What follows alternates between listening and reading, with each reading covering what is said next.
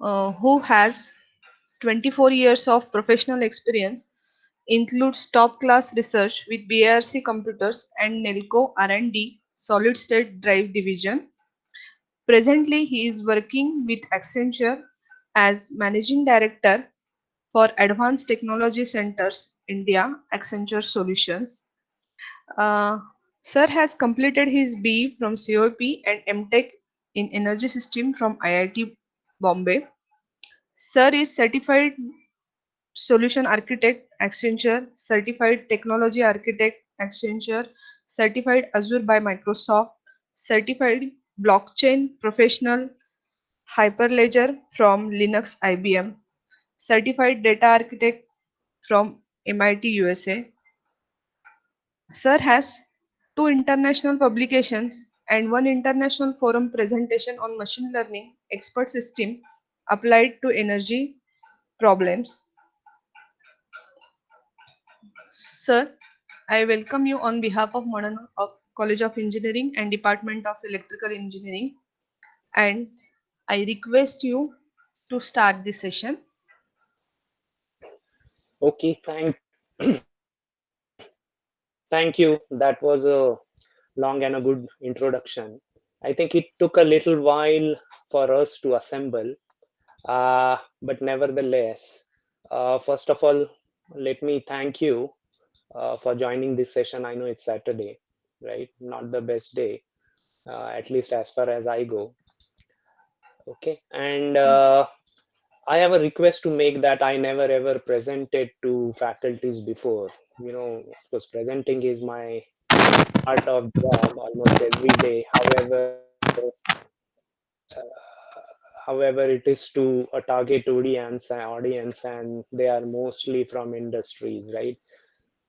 So please accommodate me, knowing that I have not uh, presented to faculty members or group of teachers before. So, and what that means is, if you think this is not of your interest, we should talk on something else, please feel free to kind of ping me, and we get on a track of your interest.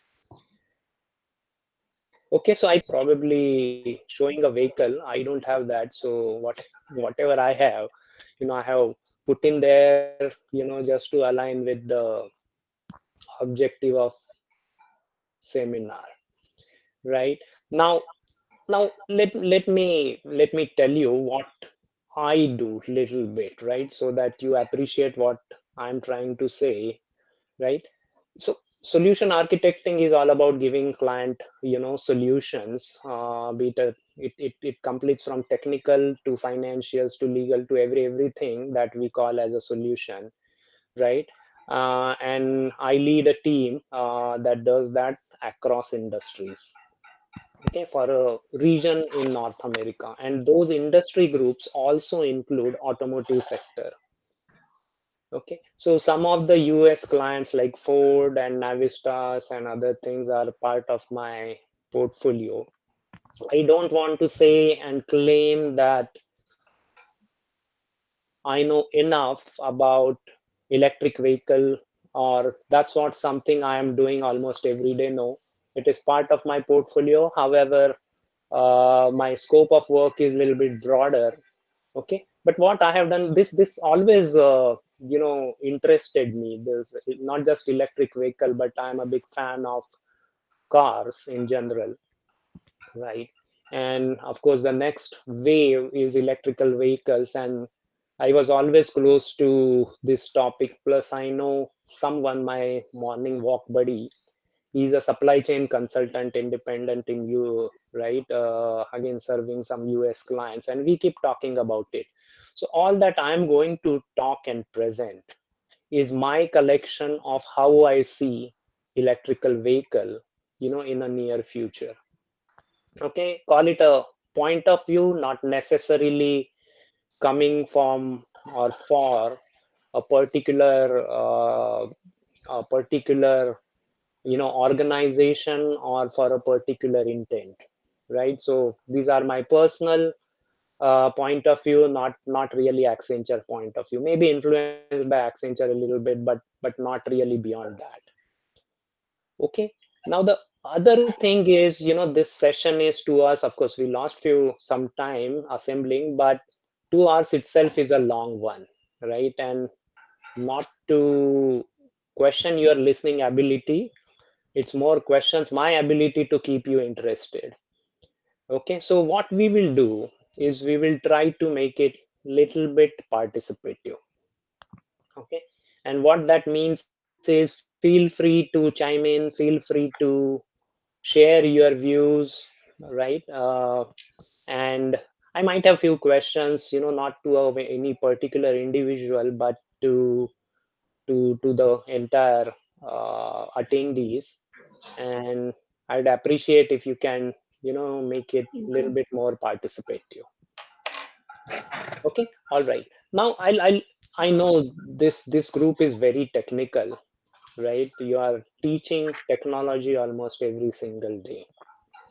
And the topic that I'm going to talk is more on, you know, electrical vehicle and its impact on economy. Okay, economy is global economy, but I have tried to focus little bit on India, because it has certain different characteristics compared to developed nations. Okay, now the now the question is, you know is this really appropriate, talking about economy impact and few other things, right? So let me talk about, my experience on financial sides. I'm very technical.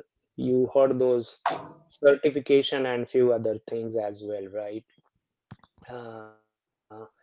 But I remember, when I was a student, I opted for a course, power system reliability engineering.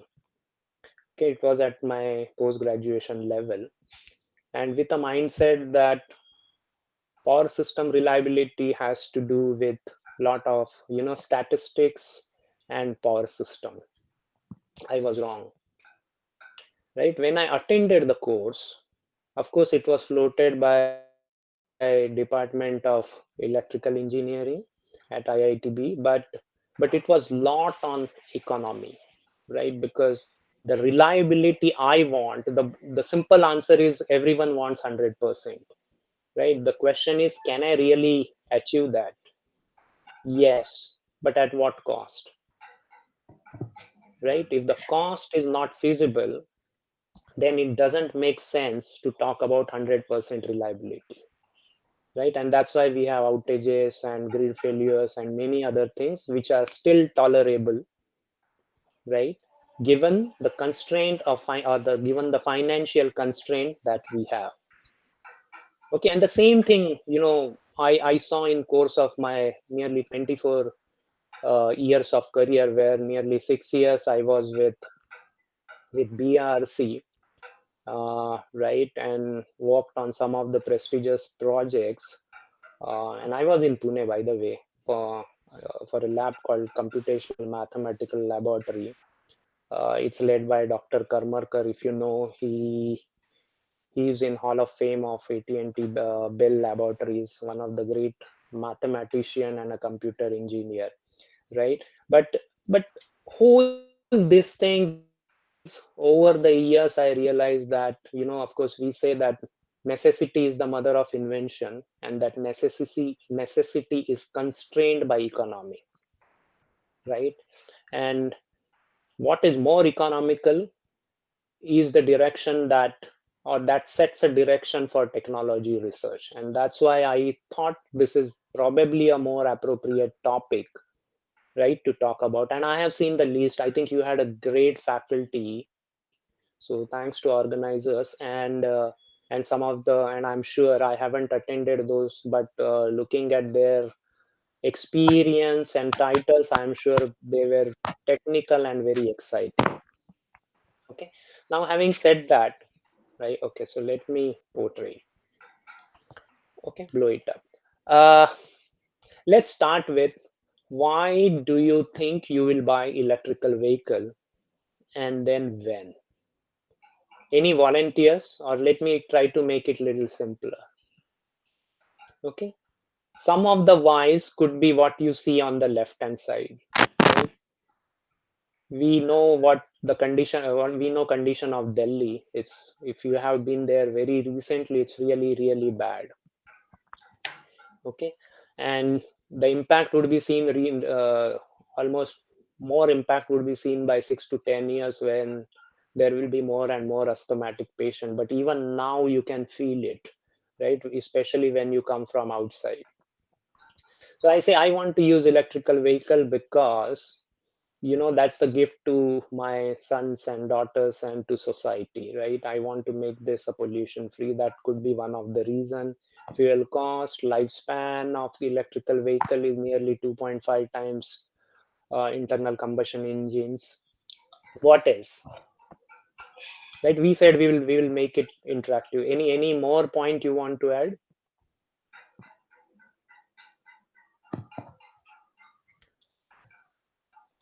Okay, Oh, all right. Yeah, sorry, go ahead.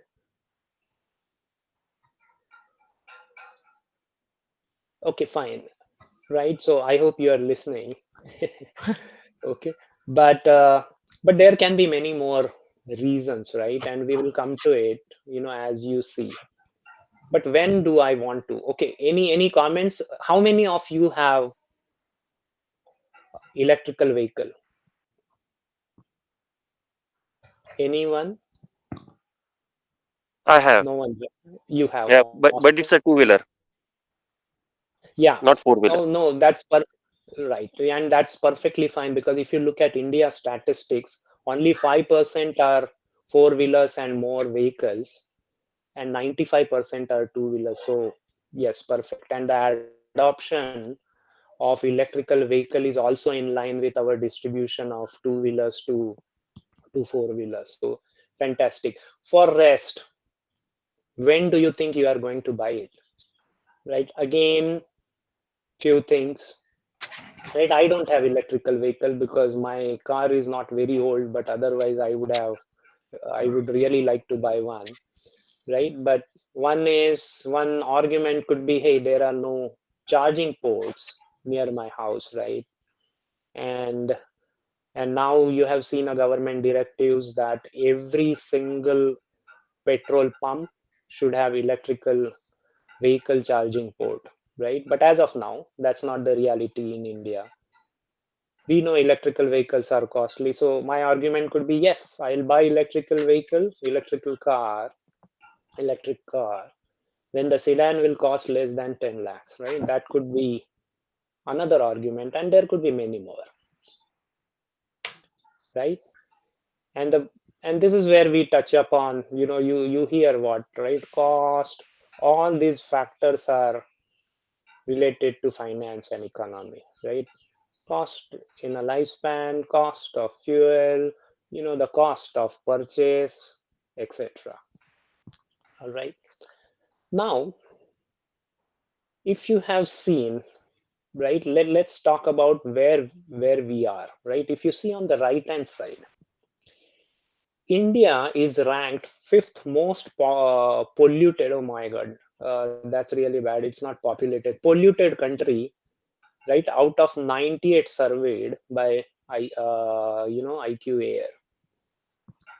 Okay, top fifth. Guess which country is on top of the list? It's Pakistan. Okay, so in essence, the countries above us are Pakistan, Bangladesh, and one or two African countries, and then shamefully we are ranked at fifth. That's the pollution level we have today. And of 30 most polluted cities, 21 are from India. Okay, our adoption rate of electrical vehicle is just touching 1%, barely a percent. Okay, and that too in a or rather for a two-wheeler, right, as compared to four-wheelers or more polluting vehicles, right? Now look at what the countries have set up target as to themselves. Norway has one of the highest adoption rate as we speak, are saying that after year 2025, no petrol or diesel vehicle will be allowed to drive or sell in the country. Right, 2030 is for many other European countries, right? And so is, and the list goes on. You look at, interestingly, 2040 Sri Lanka, right? That's where the first Asian country has announced that, we will ban all petrol and diesel vehicles. Okay, but but the reason for showing this is 2025 is not far, right? This is 2021, and you see a lot of countries are meeting 2030, and probably these are the leaders who announced it first, and they are the ones who will be Hello. yep. Hello, sir. Yes, I can hear you. Yeah. Yeah, in between network is down. Okay, Oh, sir, is you it? can continue. Uh, okay, I don't know what you guys missed. I hope not for a long. But bottom line is, the pollution is well recognized across globe, and there are countries who will be banning, the fossil fuel based internal combustion engine based vehicles, right? Be it petrol, diesel, or even gas for that matter. All right. Now, the what fuels electrical car is, of course, electricity, right? Now let's look at how it looks in India, right? Any guess whether we are surplus on electricity or we are short of electricity? I'm told most half of the people are from electrical engineering background. For some time we are surplus. Right. Okay. All right. Now, yeah, and the numbers are numbers, but numbers do lie sometimes, right? And we will see what that means. Okay. What you see on this slide is entirely taken from, the Power Ministry, their official website. I just took the latest number. These are as of yesterday. Okay. There's a great, if you look at, our generation capacity, the blue table, is really good. Okay, but now you look at right hand side, okay, which says, generation to availability and the surplus or deficit, right? And this goes back from 2009 till that. You will see most are, the surplus, there's no plus, it's all negative. Okay, so it's all negative. Now you take a ratio of 1271, this number, megawatt generating capacity, to, the total capacity of 374,000. It appears to be very low, right? But this is what I call a problem, or numbers lie.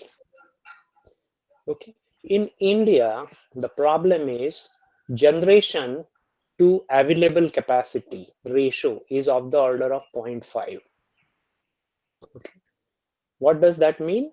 If I generate, x megawatt, or if I have a generating capacity of x megawatt, what actually reaches people is of the order of 0.5 megawatt, right? Or x by 2.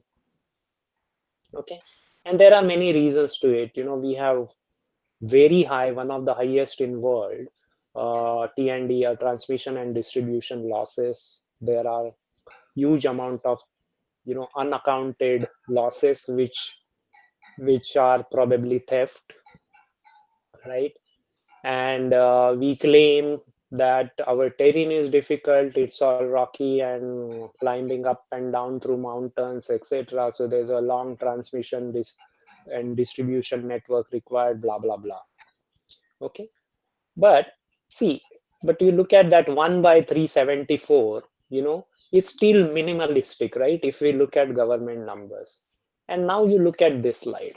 What this is showing you is a capacity outage, okay, on a particular representative date, okay, of each month. It's look at this, right? And this is for each load regional load dispatch center, east, west, north, south. Of course, the west is highest because that's where Mumbai, Pune, and all those big cities are, right? But it's of the order of, at if I have to take average, probably it will come 25%. That's huge, right? A ratio that we talked of 1 by 374 is nowhere close to 25%. And that's the problem, right? That's where the availability or what is reaching people is far, far less than what the generating capacity is, right? There could be some reserves that we have to maintain, heavy T&D losses and many other things, but at the bottom of it, although we claim and celebrate that every house has electrical wire, every electrical wire reach, truly whether that is glowing a bulb, question mark, right? Or if at all it is glowing a bulb, how long it is, is really not encouraging. On top of this, we add electrical vehicles. Okay, electrical vehicles, of course, it's nowadays the batteries are really advanced to a great extent, right? And what that means is your battery capacity that you can package and put it inside a car is really high. Just to give you a number, Tesla Model 3, which is Tesla, I hope you know Tesla, right? That's the Elon Musk baby. And they are the leading manufacturer of electrical vehicle, right? Their lowest end model is Model 3. Okay, Model 3 is again is the lowest model, and it has three variants. The lowest model within Model 3 itself has a capacity of 54 kWh, going up to 75 kWh. So it's a huge, huge, uh, huge capacity that we put inside a car. Okay. Now, when do I charge my car? Right? I charge my car either in the evening, most likely, or in the morning, less likely. Right? This is where there is a peak, little bit in the morning that you see. The bottom axis is time, right? And I don't do you see this scale, or okay, let me pull this here. Okay, this is where 6 p.m. starts, and this is where 10:30 in the evening is. After that, we all go to bed, right? So there's not much of a peak. Look at 3,000, and this is a cost representative, but cost denotes demand. Okay, this is 3,000 going to 8,000, so it's really almost 2.6 or 2.7 times with 1% of electrical vehicle adoption. Okay, all people are going to do is once you are back home at 5 or 6 o'clock, you are going to put your car to the charging station and imagine where this will go. Okay, this will go like this. Okay, multifold. And what this means is my generating capacity is same. There are certain 10 or 15% reserve government maintains, right? We will fuel that, etc., but still that is not going to meet, and all these curves will shift upward.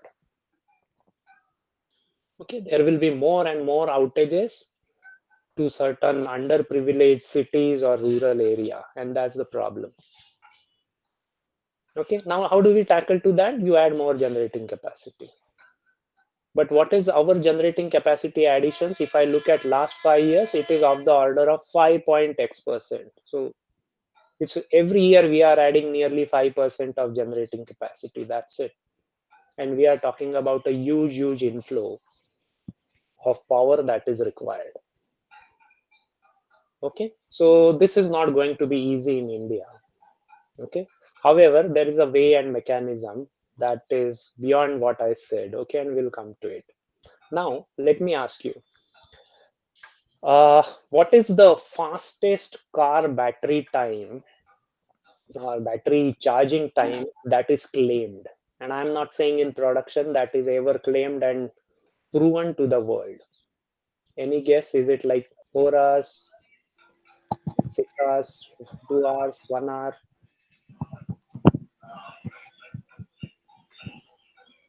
Any number that comes in your mind, or you might have heard it in earlier sessions.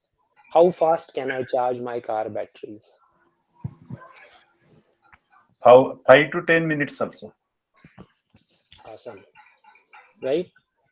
So as of now, this is not there, but there's a company called Store Dot, right? It's an Israeli company, right? And they intend to manufacture. In fact, the plant is being set up in China, right, with a local company collaboration called Eve Energy, where the production will be rolled out in 2025. But they claim that a whole full-fledged car batteries of the size of Tesla, they can charge. Of course, the Tesla batteries are Tesla. These people have developed their own batteries that can be charged in 5 minutes. Okay, now let's go back to our peak. This is what today is without electrical vehicles, right? We said that a car requires more than 50 kWh capacity, right? At least going by Tesla, right? 50 to 75 kWh, and H is hours. Now, if I have to charge that battery in 5 minutes, that H becomes minutes, right? So whole that number will be multiplied by 5 by 60, or increases my peak demand capacity increases by 12 times, right? So 50 into 12 is the power requirement. That's the kW that I need if this is true, right? It's phenomenal. It's very, very big number. Okay, so all this is so exciting that 5 minutes charging and blah, blah, blah. Truly, it requires a tremendous infrastructure, right? In the form of generating and making it available, which is a more problem, less of a generating problem, more available to people, right? With ability to pick up when needed, right? And that's the evening hours. Huge requirement, huge spike you will see, when we will be whole will be electrical vehicles someday, for sure, right? That's the challenge we all electrical engineers or nation is going to face, not just India, probably almost everyone. Okay, now now let's look at car and battery cost. Okay, any questions you have, just feel free to kind of interrupt me. Okay, now one is, we looked at power situation more in context of India. Now let's look at, car battery cost. We said that India adoption is nearly 1%. Most of it is for two-wheelers. The global number is, again, it's not that great. It's 1.1%. Okay. Of course, the globe has more cars as opposed to we have more two-wheelers in India. Okay, so there's a big difference, and two-wheelers battery is much smaller than a car battery. Okay, so let's try to understand whether this 1% of adoption will really be 100%, or it will be kind of a cut it short at 5%, 10%. And again, that is driven by the car and battery cost, because as an end user, I'll buy only if it makes economic sense, right? We have so many ads for the right reason saying kitna deti hai, right? That's the mentality we have, and of course world is not very different. This is how the battery prices are, historic. And sorry, I should not say batteries, these are car batteries. Okay, more especially lithium ion. Okay, that's the present state of batteries or in electrical vehicle. Okay, we all know there is a good inflation. We all know that metals that are needed or elements that are needed here, lithium, cobalt, nickel are costly metals, right? Add to that inflation, so the cost of all these is rising. Raw material cost is rising, but the technology is changing, and so is the volume.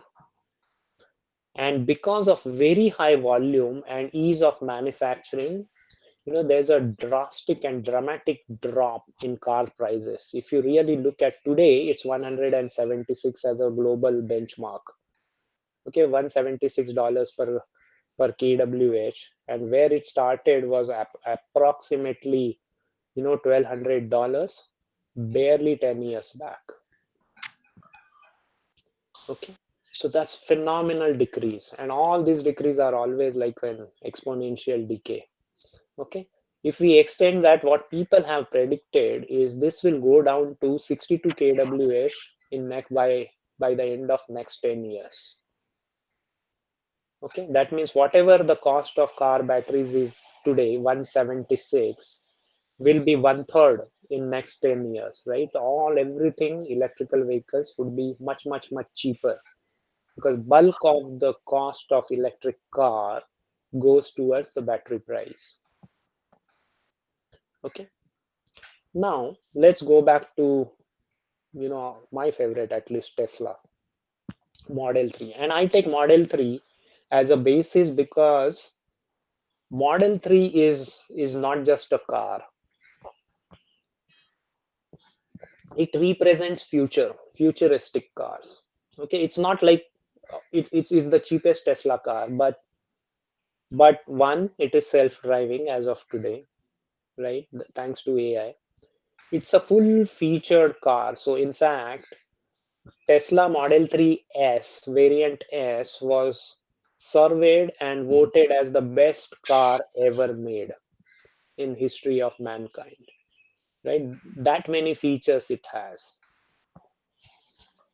The car battery, once charged, that 75 kWh battery, can run in a long run. That means not a city traffic, on a track, on a test condition, can run 568 kilometers. My goodness, just look at the range, right? And the car life is nearly 2.7 times life of any other petrol or diesel car. The best car, right, that we have, this last at least more than double, right? And that's where the future is going, and that's why I picked up Model 3. You look at this, when they launched, and it kind of gained popularity in towards early 2018. The cost was upward of 75 US dollars. Yeah, 75,000 US dollar. That's a lot. Okay, and you will see it is going down, going down, going down. These are different variants, but bottom line, it is going down. Okay, now let's look at this. Okay, the cost of car vary based on how many on the battery capacity. So let's go to somewhat lesser than Model 3, right? Model 3 is probably 350 kilometer range. We'll go to a lower class vehicle than this. Okay, so move away a little bit from Tesla now. Average US car cost is $33,000. Okay, when I said average US cars, if you know them or those people, they call it a truck, and a truck is actually or a pickup truck. It means it's a car with back open, right, where they put their cycles or boats or whatever. But all Americans are fan of very big vehicles, and that's nearly the average cost of those cars, where most people have that. But if you go to city, it's predominantly sedan, right, and the cost of sedan is much lower, right? Corolla or Camry will start probably around 20,000 US dollars onwards. Okay, so this is the range. Now you look at electrical cost, vehicle cost, right? We said it is going down, down, down. Today, it's somewhere in between. Now, what will happen when these two curves meet? Okay, the importance of 33,000 and the importance of this 15,000 is or its impact is very high. What it means is at this point of time, right, which we are almost there. Tesla is slightly above this. Okay, when we will cross this for the pickup truck cost, every single pickup truck buyer, okay, most, and that's the highest number in US because that's the average cost of US car, they will find electrical vehicle much cheaper than any other petrol or diesel car, right? Upfront money. Leave aside features, leave aside its life, leave aside its peanut of running cost. That means practically no one will buy conventional vehicle. This is much cheaper, one-time cost, and like a no running cost, right? So that's a big threshold. Within cities and come to a middle class range, right? When it crosses this touch point of approximately $15,000, practically there won't be a single buyer who will not want to buy electrical vehicle. Correct? Why would I buy a costly car that has less features and has higher running cost? Right? It will be only a stupid will buy that. So this is the end of era of conventional cars. Okay, after this point, it's only electrical vehicle. And if you tie this back to the chart that I showed, is intelligently portrayed by Norway and many other European countries as 2030. Norway is much advanced because they have very high EV adoption, but rest will said that this is a breakover. So, whether I like it or not, people are going to buy cars, electrical vehicle car. I don't have to do anything more. This is where the subsidy will be withdrawn, right? Yet electrical vehicle will be much cheaper. And on top of that, they are self-driving. Okay. All right. So by the way, self-driving, do you know whether we have self-driving cars in India? Not yet, right? But there's a company, you can convert your car to a self-driving car, without much effort. There's a company called comma.io. Okay, they are one of the AI specialist, if you know a person called Bowles, but it's a car kit that costs $1,000, right? That's in our world 7 or 73 or 7.3 lakh literally without taxes, right? $1,000. You take any car that has electronic power steering and electronic braking and acceleration, right? Any car that has cruise control will have electronic braking and acceleration because it's controlled by a system. Power steering, electronic, most of the car these days have, like last 3-4 years at least for sure. Earlier it was hydraulic, now it's a hybrid. So there's a lot on electrical, right? So we have those kind of a vehicles that we are riding today in India. You just buy that kit, install it, there's a little bit of wiring here and there and done. Okay, so that's the power and amazing feature of AI.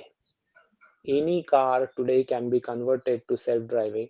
Now there can be argument that will self-driving will work in India, less likely, right? But you can practically convert any car to a self-driving car today very, very easily with comma.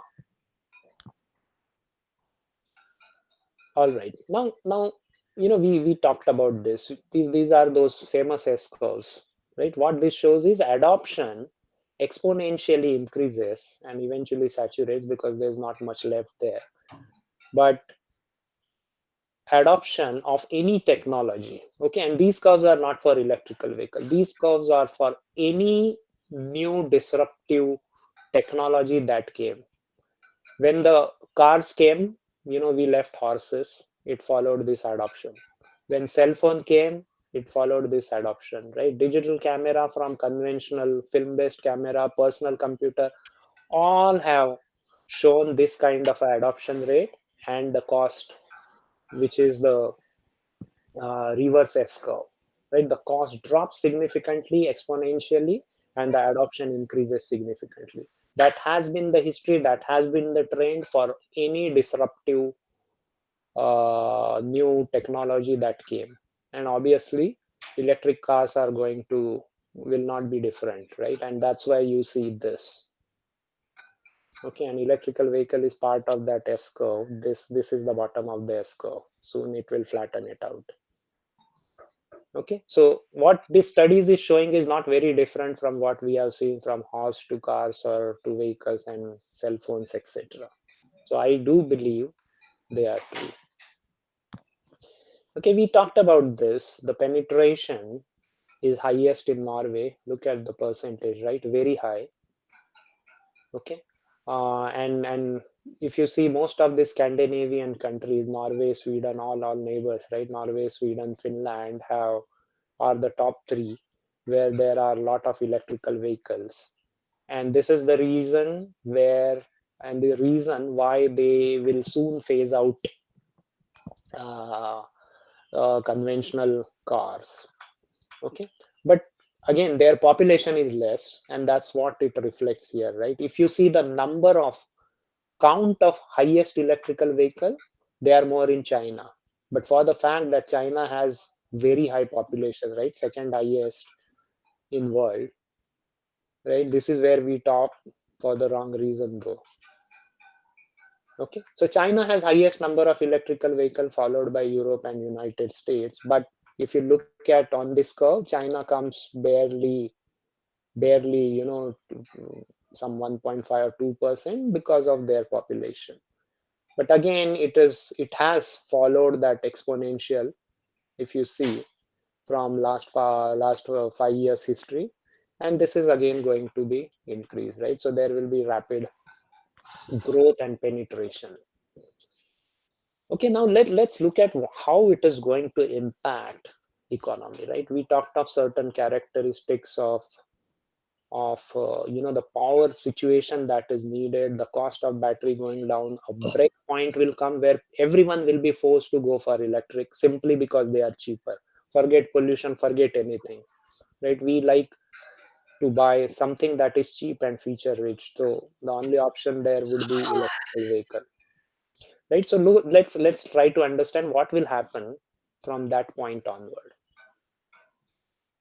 Okay, this is the list of top 10 petroleum companies.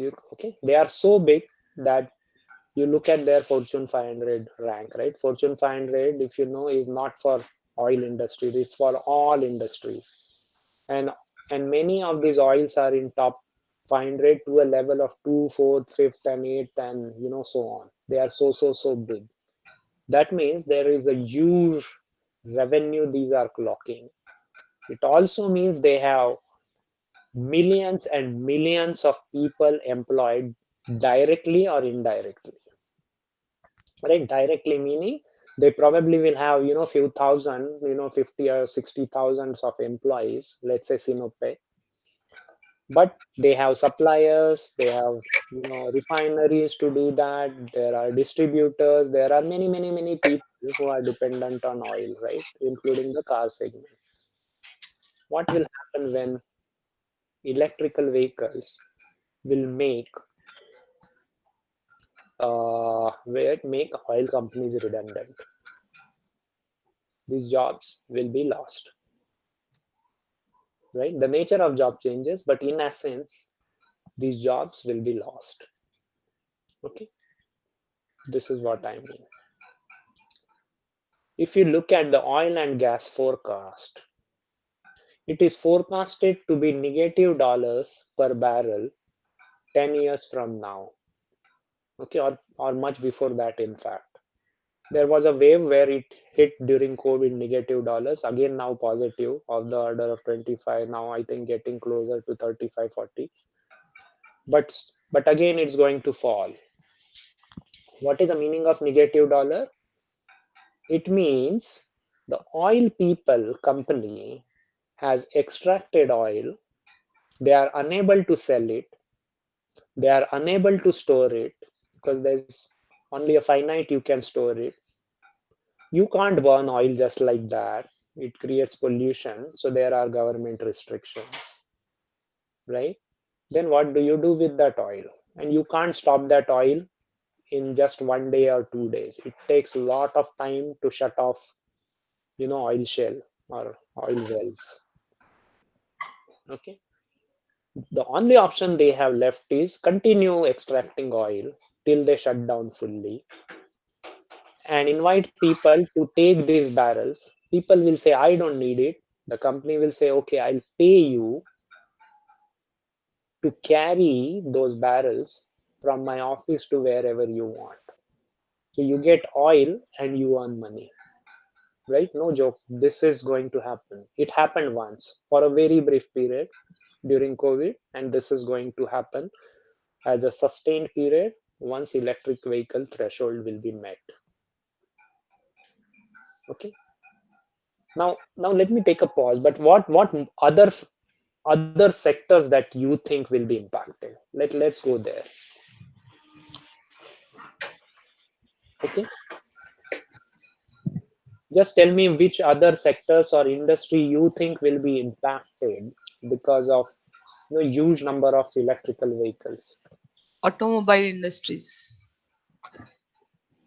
Absolutely. Right. Automobile industry meaning electric vehicles is still automobile, but I guess you meant the conventional, right? Conventional means Petrol, diesel, huh, and gas. True.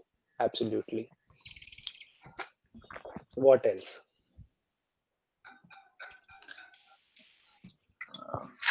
means foundry business. I'm sorry, say that again. Foundry business means casting and all. Uh, Metal industry. Metal. Huh.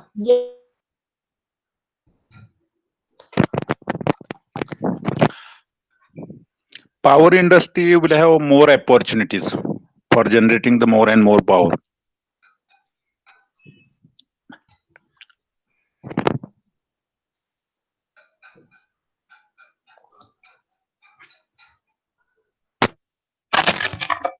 Hello. Hello. Hello. I guess sir has got disconnected. Yeah. Could not hear. Sir, can you hear us? Just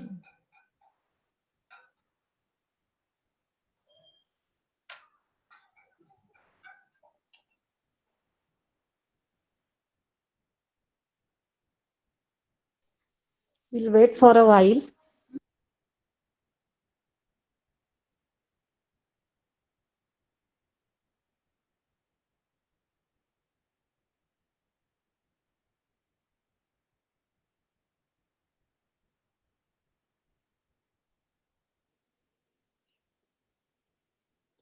Hey, sorry, I'm back. Am I audible? yes, sir, you are audible. Apologies, I think my internet blinked. Yes. I'm sorry. No Okay. problem. Okay, any other sector that you think will be impacted? Right, we said oil and gas will be doomed, right? There will not have any incentive to sustain, and a lot of jobs are at stake. All right, so let's try to understand the way I understand it. Gas stations, right? Gas stations is a US name, but we call them petrol pump, right? If there's no petrol or diesel, why do I need petrol pumps, right? Do I need them? No, right? And someone might argue that there will be charging stations. but charging stations will soon go off. Those ports will be at home because everyone will need it. You don't want to queue up to charge, right?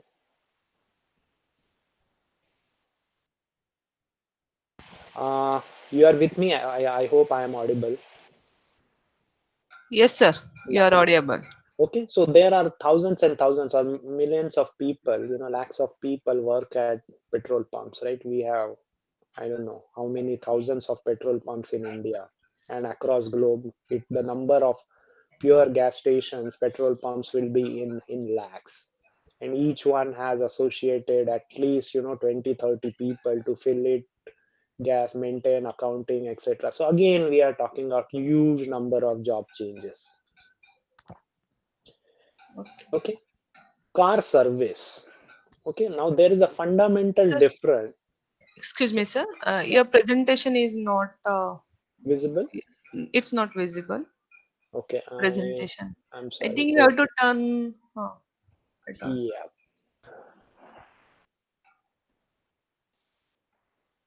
Okay. Let me know when you see it. Yeah. No. Not yet. Now it's fine. Oh, now it's visible. Okay. Yeah. Okay. So we talked about this. Now look at the third one, right? Car service stations or garages. Again, many are employed here, right? Of course, electrical vehicle will need maintenance, no doubt about that.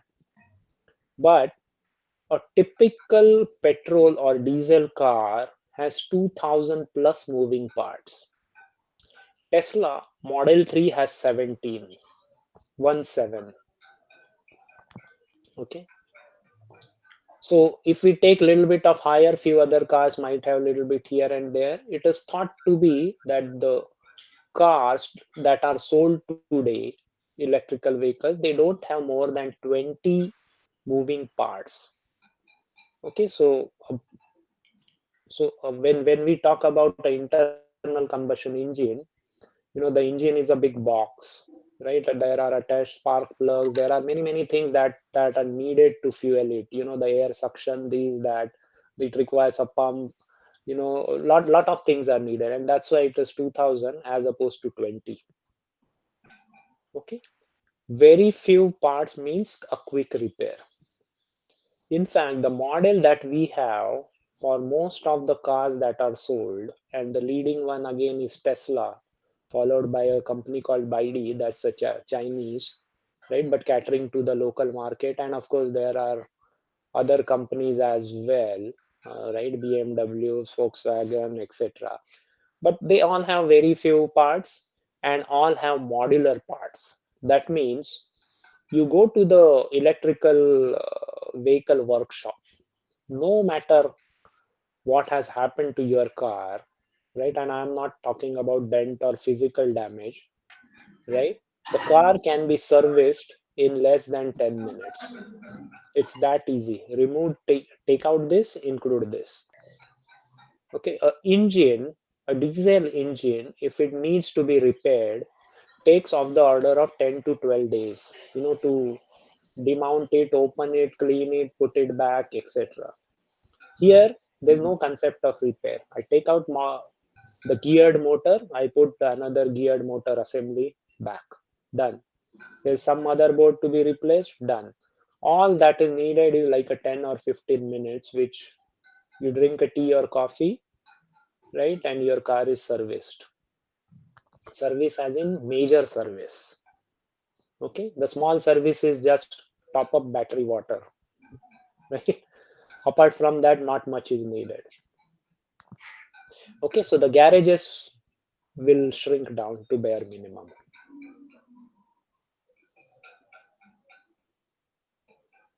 Okay, this is, and okay, so let's look at the left one first. Drivers. We are talking about self-driving cars, right? The technology exists today, it's getting mature. Even the current cars can be converted, like I said, comma can give you a kit in $1,000. right? When I have electrical vehicle car, it's very easy to put AI on top of it because the whole system itself is a computer. Okay, so certain developing countries will have challenge in terms of self-driving, including ours, because of potholes and the other car is not more than 2 inches away from you, right? So that's perhaps requires extreme intelligence, not not pure simple AI, right? But across globe, the drivers will be redundant. Okay, I'll just call a car and car will come pick me up, go. Okay, now the middle one. Look at what a car battery is. 75 kWh, right? How much connected load I have in a house, right? Those bulbs, etc. Now everywhere LED, it probably will sum up to 300, 400 watts lighting, plus refrigerator, plus this one AC will still not go beyond 3 kilowatt, right? For a smaller house, even with one single AC. So in essence, and if I have 75 kWh, my car battery can run my house or power my house for an entire full one day. Okay. And the new electrical vehicles, cars that are coming with an inverter, right? So 110, 60 hertz in US and part of Europe, rest it's 220, right? But the car itself can be connected, it's like an inverter that we put in our houses, right? But the inverter is so strong that I don't have to even shut off my air conditioner. Okay, the whole house will run. Now there were some studies made in Canada and Norway. Okay, and the Canadian study said that 71% of Canada's electrical consumption will be soon in next 2 3 years will be same as electrical vehicles battery capacity. That means if I line up my electrical batteries, 71% of Canada can be lit and run without compromising on load. Norway said it's 50% today. Today, okay. Canada at least said futuristic. Norway said 50%. Today I have whatever adoption of cars, and they have of the order of 50%, close to 40-50% electrical vehicles. They can fuel 50% of Norway, right? Outstanding. And remember, both are extreme cold countries that require severe heat producing. Okay, so it's not like I turn off AC, right? Because I can live with it. Evenings are cooler, right? They need throughout because the temperature is sub-zero. Okay, that's what we are talking about. Car fueling nation. Okay, and now you couple that with solar generation. Okay, which we move in here. Okay, now what is happening is, if you look at the Tesla's new model, and I call on Tesla, but others follow Tesla model, so others are also doing that. There's one company, I forgot its name, it's not Tesla though, came up with a concept of, the exterior is actually a solar panels, solar photovoltaic cells. And they said, or rather they demonstrated, that zero power is required to run the car, because you keep that car outside, there's enough bright sunshine to generate electricity, store it in the car battery, that you can run hundreds of kilometers after that. Okay, that technology is still maturing, but we know that photovoltaic, the solar cells, they are changing their skin, right? Will be more and more efficient soon. So I put solar cells on top of my house and on cars, that is where it is. There is a paint that is coming up, which when painted will generate electricity, right? The electricity that will come out will be very cheap, right? Of course, it's locally available. It's not the central grid, but it can definitely add to the microgrids. Right? I have my local network, local grid, and my house photovoltaic cells or car can generate electricity. Right? It has its own mechanism of storage already. So during peak demand or whatever, these acts as generator. And that means a collapse or a total collapse of coal in not more than 5-6 years probably. Right? Because these are the most costly element from a mining and other perspective. Right? Of course, it's very cheap or available in abundance, but the operating cost to extract the coal will be much higher than photovoltaic cell installed and generating power. Right? Once the coal is taken, you have to put in a boiler, generate steam, run alternators, right, and get it. So the whole net efficiency is of the order of 10 to 17% of the calorific value, or the total energy that the extracted coal has. Right, the efficiency is of the order of 10. I think the average is some 12 point something. Let's take 15%. Right, we all know generators have 80%, 90%, and all these things, right? So coal will go totally. Okay. Just a minute, sir. Just a Yeah. minute, sir. Sir, Alesh Patil, sir, please mute your mic. Alesh Patil, sir. Okay, thank you. Sir, you can continue. Yeah. Thank you. Okay. I already talked about solar being cheaper, right? Now we know in countries like India, where we have very high losses and theft, right? You remember the graphs and the talk we had. I generate X, but what reaches people is X by 2. Okay, so the cost of electricity generation is, let's say, 1 rupee. It's actually 2 rupees for the end user. Now, solar cells are deployed and installed at my home and a car, and my car is next to my house. So I get that whatever that electricity is without worrying about losses and theft and other things, right? So there are no T&D, transmission and distribution losses. Right? You couple everything together, solar will be cheaper.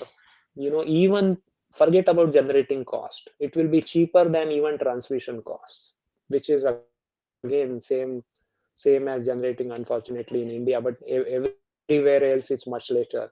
But across globe, this will be true. Okay, so solar is the future. That is again going to kill, coupled with a capacity of electrical car to store power. Okay, that's a very fatal and brilliant combination. In a year, 13 lakhs, okay, 13.5 lakh people die. Okay, this is not hospitalized, die on road accidents. Now imagine an electrical car, right, with or rather a self-driven car.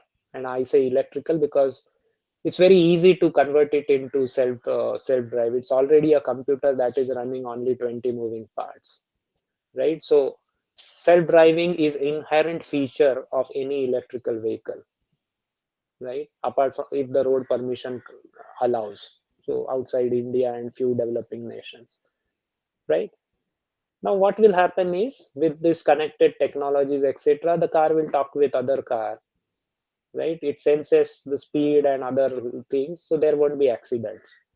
Hey, you stop, I stop. Okay. Today we all want to rush. When the cars are probably more matured than humans, will decide to give the other car away, and they'll stop avoiding accidents, right? So the death of 13.5 lakhs or 1.35 million will drastically go down. That's a great boon to humanity. Okay. Now there are certain behavioral patterns will change. That's how it is predicted, right? It is predicted, and this is already happening in companies with high electrical vehicle adoption rate, the Scandinavian countries, including Norway. People don't want to buy a car, right? And what triggers this? my car is well connected to Wi-Fi, everything, right? I need not keep it next to my house. Okay, so why? Because it's not necessary, right? I just call the car. Hey car, I am here. Can you come? And the car is not mine. Okay, it's a pool of cars. Okay, where I am paying a rent for a car, not for the car, not for my particular, car, but I am paying a rent to have a car every single day to a car renting company. I just call some number and say, hey car, I am here. This is my GPS location, or they know from your phone, and the car will come. Tomorrow, some other car will come, whatever. But there will be very efficient carpooling, which will eliminate need of buying. And no one wants to buy a car because it's a heavy investment.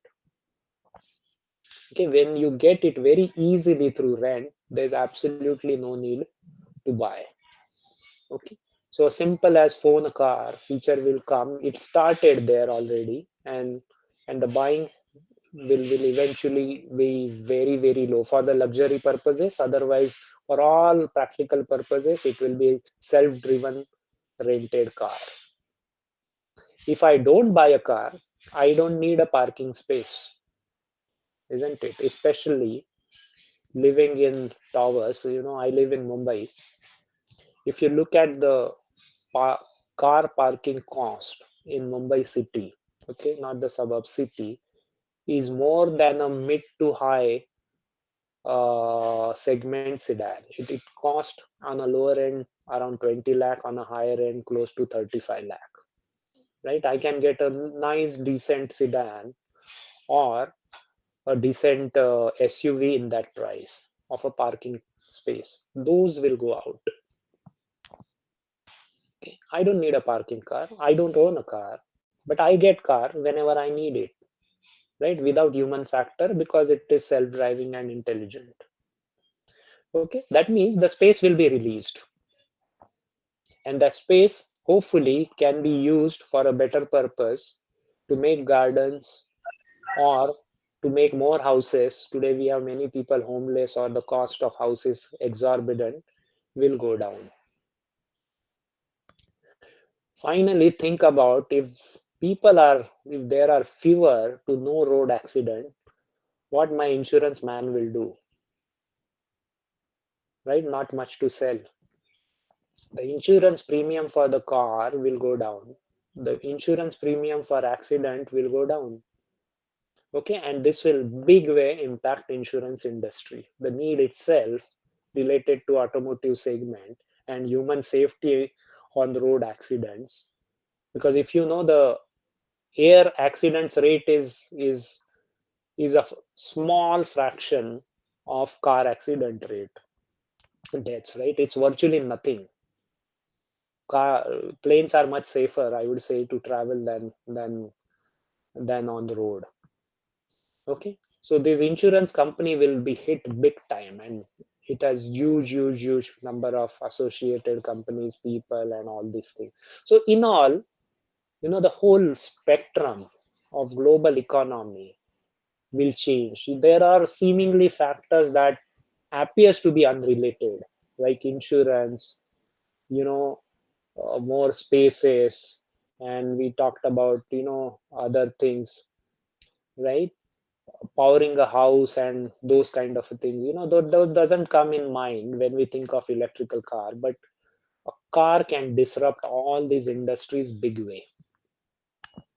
Okay, now what does that mean? If we have to conclude, I just talked about this, right? And you heard it, right? It's a big disruption for the good, right? Because although we talked about there will be some job losses, but there will be humans will be saved. The cost of living will be better. The cost required to get a house, etc., will be better. So the living standards will improve. Human life will be better. There will be lesser pollution, so it will be livable, and so many benefits are there. So the lost jobs, probably this will come up something else, and the job profile will change. So saying jobs will be totally lost, or maybe I should call it something else will come through AI that will make them that will create jobs, right? Again, there are arguments on do we really need to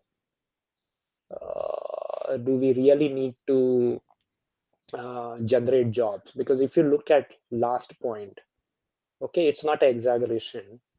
AI earns for me, right? My biggest worry is where will I spend? This statement was made in Sweden Parliament. Okay, I think 1 or 2 years back. The economy has so much money, right, that a proposal or a law was kind of a position in assembly where it said working should be voluntary. If I don't want to earn, that's fine. The government can take care of it, and the government is earning because of efficiencies through robotics or intelligent robots. Okay, so farming is more or less done by machines with very little human intervention, unlike India, right? Industries have robots to run and they are intelligent. Not that they are new, they were always there, but AI has changed everything, right? So the productivity of farming, factories, etc., will retain as it is, but with very low manpower, which means country is earning. So the argument was my country is earning. Why do I want to keep this in foreign bank reserve or a gold reserve? Let's distribute it to people so that they don't have to work, right? And soon this will be reality across globe. Of course, that law was not passed thinking it will destroy humans creativity, right? But a time will come where across globe, you know the machines will earn for humans. Okay, now other point that we talked about is, this electrical vehicle industry has a capability to fundamentally disrupt business, not just business but behavior also, right? We talked of that renting versus buying and few other things. The most interesting thing is this is not just a future, this is happening now. It might be happening in Scandinavian countries earlier than our country or most of the countries, but this is happening, right? And if we talk about a big disruption by 2030, we are literally talking about 10 years from now, which is not really a distant future, right? All things have started and these are happening now. It's just a matter where it will get a trigger and everything will change.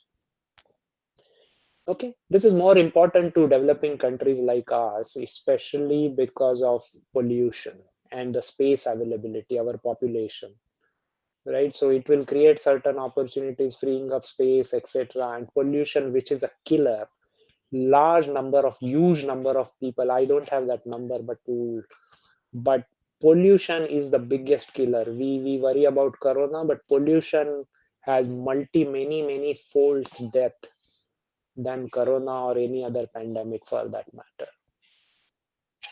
Okay, so overall electric vehicles are good, and no matter whether good or bad is a redundant discussion because they are going to come for sure.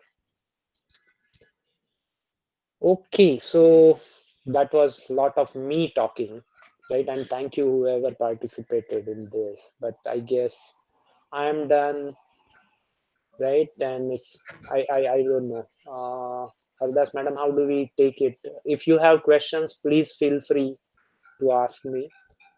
But Yes, before that, I want to thank you for being patient, and I hope you are still awake. yes. Yes, participants, you can ask questions. Good morning, sir. Hey, good morning. You can call me Jitendra.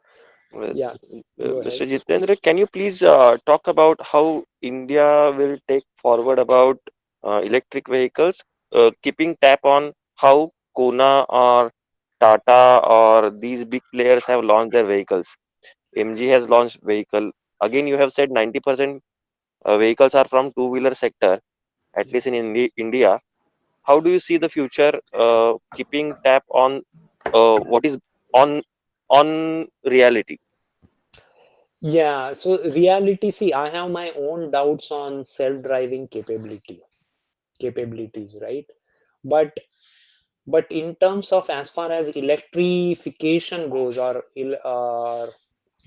electrical vehicle adoption rate, in my opinion, will be much flatter or will be much slower than the curves that I have shown. And for the reason that we talked about, the power deficit, and more importantly, ability to meet peak demands are very poor in India, right? And that's why the electric vehicle penetration will be much slower, right? There is a consciousness among people to make this world a better, right? And there are certain restrictions. If you see in Delhi, you cannot ride on certain days, or right, and so on. That restriction is not applicable to electrical vehicles, right? So some people will probably buy for that reason, but again, that segment is smaller, and which means we will progress towards electrical vehicle in much slower rate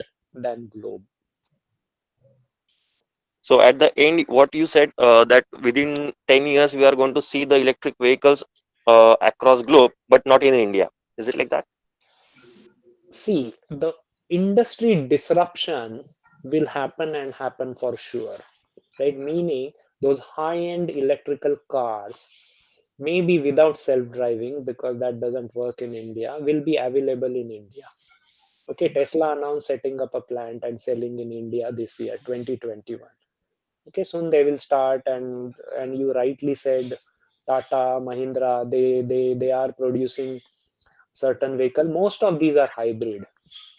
Okay, some of them are electrical vehicle, but they are not compared to the global standard of electrical vehicle, meaning these are scaled down on feature cars.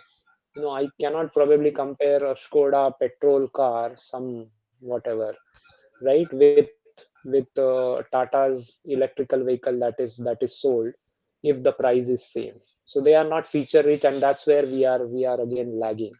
But whether oil industry will get a hit by 2013, definitely, and it will be a global phenomena. India will not be excluded. Okay, so when it is said that uh, the barrel cost of oil will be negative, right? It's a global trading market. So what India produce is also exported, as well as we buy certain quality of crude oils, right? If no one is producing, we will not have much of option, right, than to go towards electrical vehicle. There will be some localized provisions and other things, where but when this disruption happens, it is, in my opinion, it is not possible that we will not go to electrical vehicle 100%.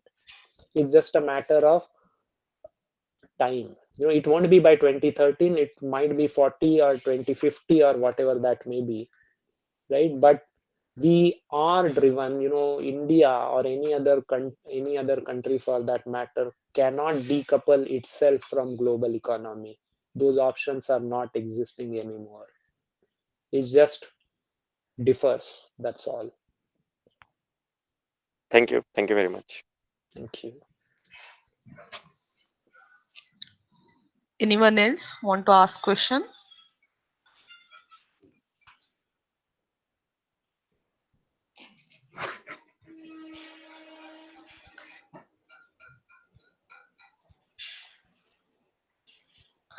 Okay. All right, So I think people are tired, and no, I sir, it's understand. not. It's not No, like it's this. it's it's a long session, so Hello, madam, can I ask? Yes, sir. Yes, ma'am. You can. Sir, regarding the Indian scenario, if means already we are having a scarcity of power, if we go into lots of electric vehicle, already we are not having that much generation. correct. I think so. True. No, you are right. Right, and that's why I started with our ability, where the power itself, without electrical vehicle, there is a deficit. And and we are big time poor on meeting the peak charging capability that electrical vehicle would need. But on the same time, remember we talked about electrical vehicle or car batteries as a storage, and that will fuel microgrids.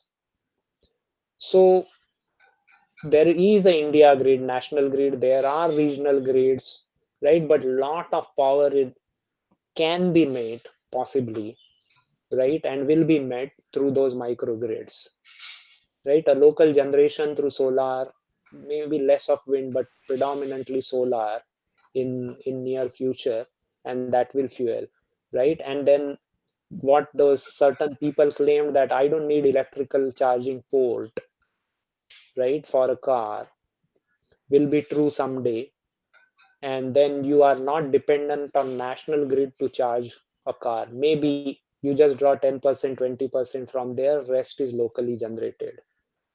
So a time will come when this model will be true, which aligns with India. Okay, where not every power. So what I'm trying to say is not every power to charge car will come from grid. That's a far dream. But a Yes, local that is usage true. will be definitely there. So we have to go in for some microgrids or some renewable energy and all those things, Right. or huge investment in infrastructure of power. Right. In my opinion, it's solar. Right. Of course, all technologies across unconventional resources is improving. But if you look at India as such, there is a lot of resistance internal on nuclear, right? Our nuclear capacity is very, very low, of 5 or 6% of total, as opposed to 80% in France. Okay, so there are a lot of people's perception on nuclear, and that gives that delays projects, right? Any other big energy source, conventional, and I call nuclear a conventional, is not doable. So if there is a resistance to nuclear, the only option left out is unconventional, which in my opinion will be solar, right? And those will be those localized grids. No, sir. Yes. Thank you very much. Okay. Hello. Yep. Yeah. So we have come up to end the session. Uh, Jiten- Madam, just a minute. yes, ma'am. Uh, Actually, the session which sir has conducted is very wonderful session as far as the different angle is concerned. The economy was not taken into account in previous sessions, and the impact of AI and EV on the economy is really very visionary session sir has conducted. So thanks a lot, sir. And further conclusion part will be conducted by Professor Rajini Hardas. Thank Thank you, ma'am. you. Uh, Sir has given a thorough insight uh, in reimagining future with AI and how an impact of electric vehicles on global economy will take place, under which he has explained different factors, how they are going to be affected in positive or in negative manner also. So in my opinion, if there is any lacuna or if there is any problem, then also opportunities will be generated in some other way. So thank you very much, sir, for spending your precious time with us and sharing your experience and knowledge with us. On behalf of Modern College of Engineering and Department of Electrical Engineering, once again I thank you, sir, and also I thank all participants for attending this session. Thank you very much, sir. Yes, thank you everyone. I appreciate your patience listening to me, and thank you Modern College of Engineering for giving me this opportunity. Have a good day. Bye Thank you, bye. sir. Good day. Bye. Uh, Participants, our next session will start at 11 o'clock. So all of you please be present over there and join the that particular session quickly. Thank you very much. Now you can log off and please join on time at 11 o'clock. Thank you very much.